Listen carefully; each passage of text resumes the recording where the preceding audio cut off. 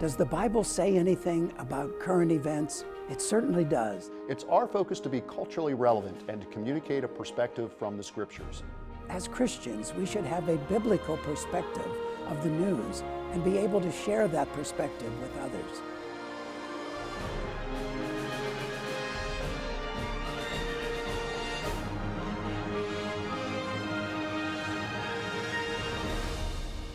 Welcome to today's news and biblical views.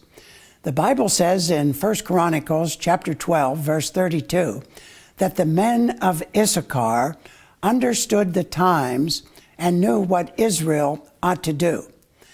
As believers in the Lord Jesus Christ, we should have a perspective of what's happening in our world so that we can give a biblical perspective to people. There are people today that are confused, they're lost, they're empty. We're having all the problems that are produced because of the COVID virus, and all kinds of things in our culture are happening today. And we need to speak up and speak out from a biblical perspective. One of the great problems today is the problem of abortion. Millions and millions of abortions have been performed legally in America. And today we're going to be looking at this subject, but today we want to focus more on what we can do to help with this program, with this problem. And I'll be interviewing John Merwarth. He's the Executive Director of the Crisis Pregnancy Centers here in the Lehigh Valley. And John, thank you for your ministry. Very grateful that you're with us. Yes. And John, how long have you been the Executive Director now? It'll be 3 years this summer. Just 3 years, okay. And you were in secular work, I guess we could call it. I mean, as Christians, we're always in ministry. But what were you doing before you became Executive Director? My entire career has been in sales and service industry. The last job I had in the secular world would have been for a very large pest control company. Towards the middle end of my career there, what I would do is go into operations that were failing and repair them and fix them, whether it was a staff issue or any issues that they would have, get them back to profitability. And then at one point I realized that I could do this myself. So I started my own business about 15 years ago. And how did God get you involved in the crisis pregnancy ministry? Well, that's kind of interesting. We've always known about Bright Hope through the church and through events. But at one time, there was a time when my wife saw a note in a bulletin or an email that went out where Bright Hope needed a part-time person to help with maintenance, IT things, and a chaplain, and for 5 to 10 hours a week. And my wife said, you should go get involved and you should go do this. And by that time, our business was going very well and I had the time, so I did. And you just put in a few hours volunteering? Just put in a few hours a week. Well, now, how did God tap you on the shoulder to get you to come full-time and even be the Executive Director? Well, again, that's another interesting story. So I think it just happened by God opening doors and a series of confirmations. So, for instance, there would be a time where maybe I was changing a light bulb or something. I would overhear a conversation with the management there, and they were trying to understand a financial report or something like that. And I would lean over and say, I could help you with that. And then, I would make some other suggestions as far as process improvement and things like that. And before you know it, they asked me if I would come on board a little more time as the business director. And I did. Eventually, the executive director at the time had resigned, almost 3 years ago. And at that time, the board of directors came to me and asked me if I would take the role. Isn't it interesting, John, how God's always at work within us? And you were in business, you were in administration, this was your background, and all of a sudden, God, you just volunteer and you're giving some time, but you're hearing needs and you can meet those needs. Yeah. And all of a sudden, you become the executive director of the whole ministry. It's amazing. It was never my intention, but God would have it that way, so here we are. What is the vision and the real driving force behind Bright Hope Crisis Pregnancy Centers? Well, the vision is that everyone in the Lehigh Valley would always choose life for the unborn. And for us, It's through prevention, intervention, and restoration services. The purpose of Bright Hope is to offer the services, resources, and support, pregnancy support, that a person would need to encourage them to choose life and to carry their baby and eventually parent. Mm-hmm. And Deuteronomy 30, verse 19 says, I have set before you life and death, blessing and cursing. God says, choose life. Choose life. Why is life so devalued today, John, do you think? Oh boy, I think, well, there's a lot of reasons for it. I don't know that I can name them all, but I do think that there is this idea that of selfishness, that people would choose a career over a child. They would choose a relationship with a boyfriend over a child, or life circumstances would put them in such a position where it would be difficult for them to raise a child. So probably media, television, things like that, or just letting people know that, you know, those things are more important than the life of a child. And John, don't you think that the world, the culture, and even Planned Parenthood and a lot of people that are so pro-abortion, they just see this tiny little thing as just a blob of tissue. Mm-hmm. Even later, months later in the press, they say, it's just a tissue. Don't worry about it. It's really not a life. Yeah. What would you say to someone that's giving you that argument? Well, it's a lie. Technology demonstrates that it is a life, and because it comes from two humans, it's a human life. You know, technology today, we can detect a heartbeat at six weeks. Back when Roe versus Wade was an issue in the early 70s, they didn't have that technology, but that's all been disproven. So anyone that perpetuates that argument today is lying. There must be a different agenda. To argue that it's not life, it's scientifically untrue. Yeah. And the enemy, we have all kinds of enemies. We have Satan himself. Mm-hmm. We have the culture. We have our own, like you say, selfishness, our own desires.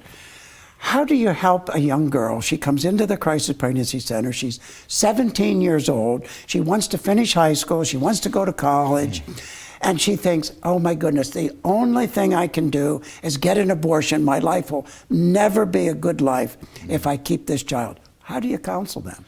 Well, we have people that have been well trained to do that and a lot of experience, so I'm thankful for that. I don't have a lot of experience being in that counseling room with a person in that position, but I do know that simply coming alongside, not condemning, making a person feel that they're welcome into that space and creating a safe space to have these conversations, those conversations will lead in all different directions, but encouraging them and letting them know what is available to support them no matter what situation they're in, whether it's a school situation or a poor financial situation, letting them know and showing them and giving them the resources that they need.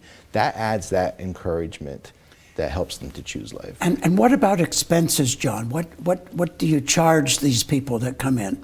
We don't charge anything for any services that we provide. Everything is absolutely free. And God provides. God does. Someone said, where God guides, God provides. I like it. And Philippians chapter 4, verse 19 says, but my God shall supply some of your need, a portion of your need, all. Most of your need. What did you say? All. All of your need. Mm-hmm. And if you encourage people to say, let's trust God for this. Mm-hmm. And we're going to be talking in the next segment. We're going to take a break here in a minute. We're going to be talking more about this mobile unit that Bright Hope is trying to raise funds for, mm-hmm. and the vision and the purpose of that. Yeah. It's exciting. It's exciting. Folks, we're going to take a 1-minute break. Don't go away. We'll be right back.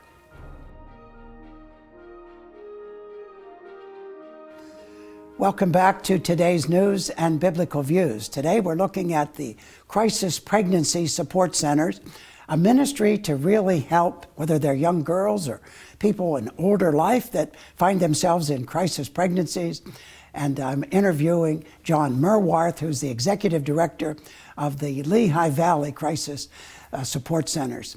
And John, I would like to ask you statistically, now, we know that abortions, some 63 million abortions nationally since Roe versus Wade, but can you bring it down to Pennsylvania and to the Lehigh Valley? Are there many abortions taking place in this state and in our very own area, Allentown, Bethlehem, Easton? Many people will be surprised. Northampton County, believe it or not, ranks number 3 in the state in performing abortions. Number three in the entire state? In the entire state. In 2019 is the latest stats that we have, but 2019 reported numbers said that the Allentown Women's Center, which is located in Northampton County, performed over 2,400 abortions. 2,400 a year? In 1 year. And in Lehigh County, the Planned Parenthood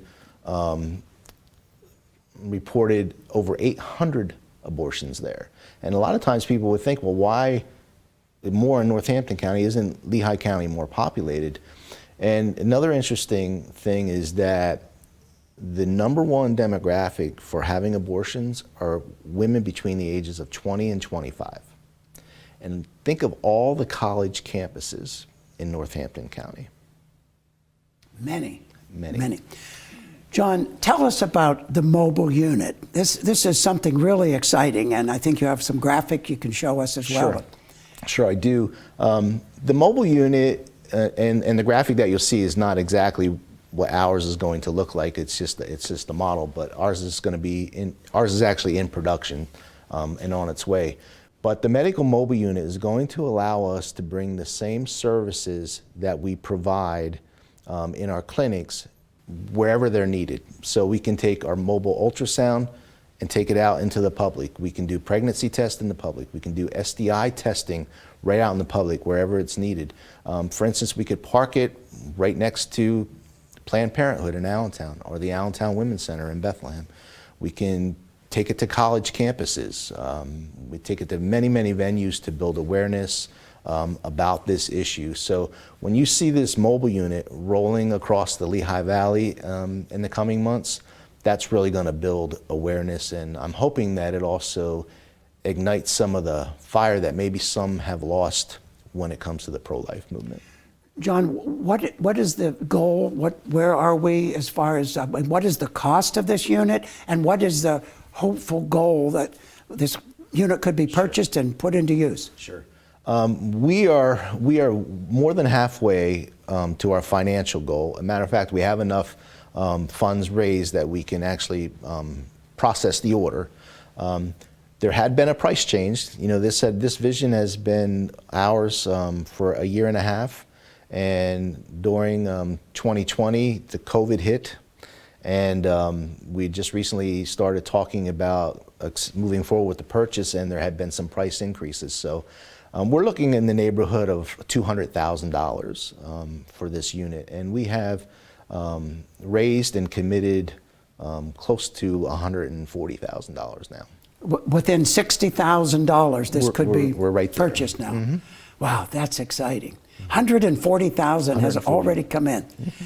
God's people really got behind this, didn't they? And they did. It's so exciting. And even business owners. Business owners as well. Local business owners as well. John, tell us a little bit more about what can actually take place inside that unit. Sure. Well, when a person enters the unit, where there's an intake process, but it's nicely well done on the inside, very professional.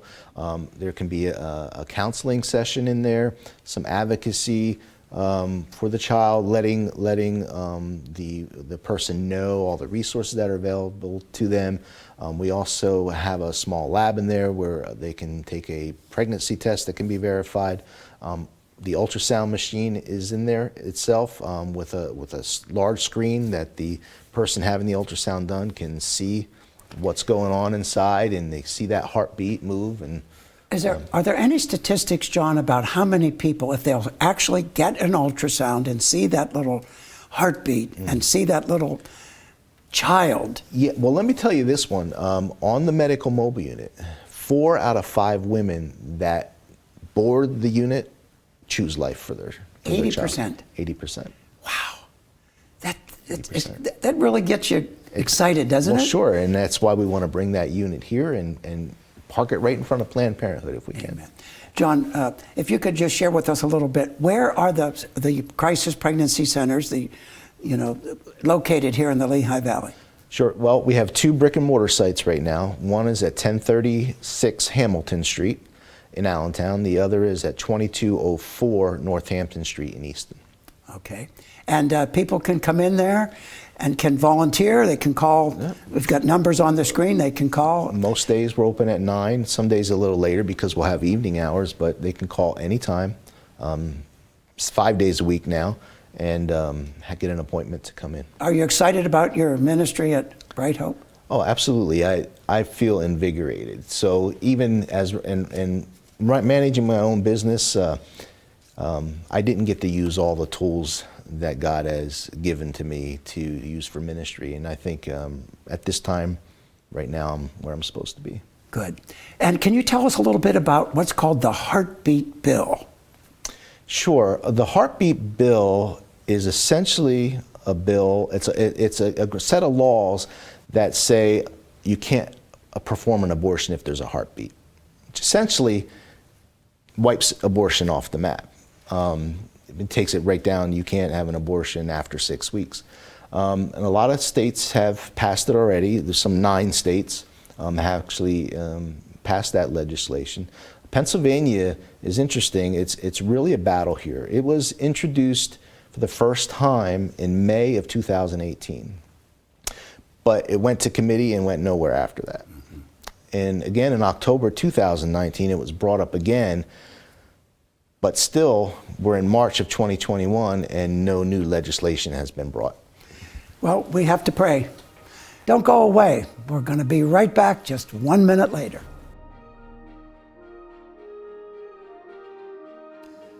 Welcome back to today's News and Biblical Views. Today we're looking at a very important subject, and that is the crisis pregnancy centers here in the Lehigh Valley and the great hope and the help that they can offer to women that are in a crisis pregnancy situation. And it's been such a delight to interview John Merwarth, who is the executive director of this ministry here throughout the Lehigh Valley. And John's going to share with us a little bit more. John, tell us kind of what's happening right now at Bright Hope. Well, there is a lot happening.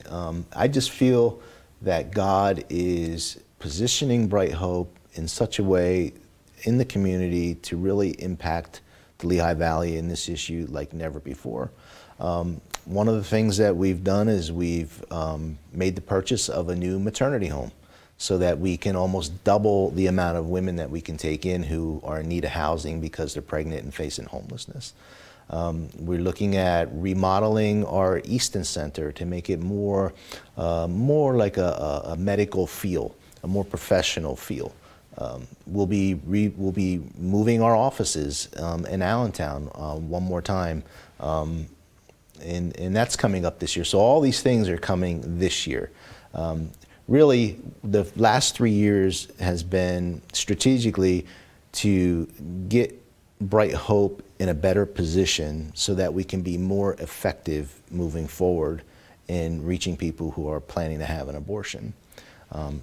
We've gotten that first stage out of the way, so we're financially sound. We're in really good shape as far as that goes. Donor relations are good. We're reaching clients still, even though COVID's going on. But the next stage is going to be even more, how do we become even more effective? When you talk about this maternity home, to me, it's an example of the invisible hand of God at work. Here, Pastor Don Stone, that I knew for many, many years, and his wife Stacy worked at Bright Hope. Yes. And tell us how God worked, and tell us about this tiny little house. Yeah, sure. So Stacy had come to me and said that she would be moving. Well, prior to this, a donor came and said that they would actually fund the purchase of a maternity home if we can expand the size of it from what we had before. So that had happened, and shortly afterwards, Stacy came to me and she said that she's going to be leaving the organization. She's going to move out to Illinois with her family, her grandkids. So I said, is there anything that we can do for you? Any way that we can help? And she goes, yes. Do you know anyone who could help us sell our house? And I said, well, tell me about your house. And she says, well, it's got like 10 rooms in it and 5 bathrooms. And I said, wait a minute, can I see your house? So she said, sure. So we went over and looked at it. And when I opened that door and I walked into that home, I could not believe this is the maternity home. But I felt like we couldn't afford it. This is a little over budget from what our donor said that they would sell it to us for. Well, anyway, the Stones, Stacy and Don, said, we'll sell it to you for what you can afford. Wow. And that's the story. Yeah, I said, this little house, but it is a big house. Huge. And I thank you for, you took some of the board members, and I thank you for the privilege of serving on the board of Bright Hope. And you took us through, and just to see, wow, all these bedrooms and all these special spaces in this older home, but structurally really solid, and do some remodeling and do some upgrading. I mean, just fantastic that these women can come there, stay there, no cost involved. Mm-hmm. God's ministry is going forward, John. It is. And people are providing and giving, yes. And that donor that wanted to give, we need little gifts. We need the $10 a month gifts. Absolutely. But we also need the big $50,000, $100,000 gifts. Yeah. And when you put the two together, oh my, what God can do. That's right. Tell us a little bit about the need for staff and for volunteers. Yes, it's increasingly more difficult to find the people that we need because we're expanding our services. What we have real need for is people that are experienced in social work or have counseling credentials. This will be key, especially for the maternity home. But volunteers of all walks of life are welcome. Another highly skilled job would be someone to do ultrasounds. You need to be skilled. You need to have a medical background. You need to be certified. A nurse, perhaps? Perhaps a nurse, perhaps a sonographer. Mm-hmm. Those are also needed, especially when you consider the mobile unit coming in. Mm-hmm. We're going to need more staff for that. So staffing needs and volunteer needs are higher than they've ever been. Just as you're talking, I'm thinking of a nurse that I would like to speak to, and I think that she may possibly be interested. Mm. And John, you see the hand of God everywhere in this ministry. I do. To me, just being on the board the last year, I've been so excited at the meetings to see things coming together and God's timing, even with Don and Stacy with that house and the funds available. It's just amazing. It is. Well, may God bless you and your continued ministry, and I pray that God will keep you here for many, many years. Thank you. Amen. And I hope that you that are watching will pray about this issue. Just ask God to remove the scourge of abortion, legalized abortion, from our culture. Can you imagine some 63 million little lives snuffed out? Future pastors, doctors, missionaries, lawyers, moms and dads that are not going to be able to be in this life. And the Bible says in Proverbs chapter 6, verse 17, that it's an abomination to shed innocent blood. Think of the doctors, the nurses that work in abortion clinics. They've got innocent blood on their hands. God can forgive, and maybe you've been through an abortion. I've known any number of women that have come to me for counseling, and sometimes the trauma is just so great, and even the flashbacks and the nightmares that they have. But oh, thank God for Jesus. Jesus shed his precious blood on the cross that we could be forgiven. Someone said we're most like animals when we kill. We're most like men when we judge, but we're most like God when we forgive. God is willing to forgive. You can be cleansed even if you've had an abortion. God can take away those memories. He can bring healing to your life. He can give you hope. And I want to encourage you, if you need some help in this whole area, or you're a parent or a grandparent, call the Crisis Pregnancy Support Centers here in the Lehigh Valley. You see the phone number on the screen. Call, get involved. Be willing to pray. Be willing to volunteer. Be willing to give.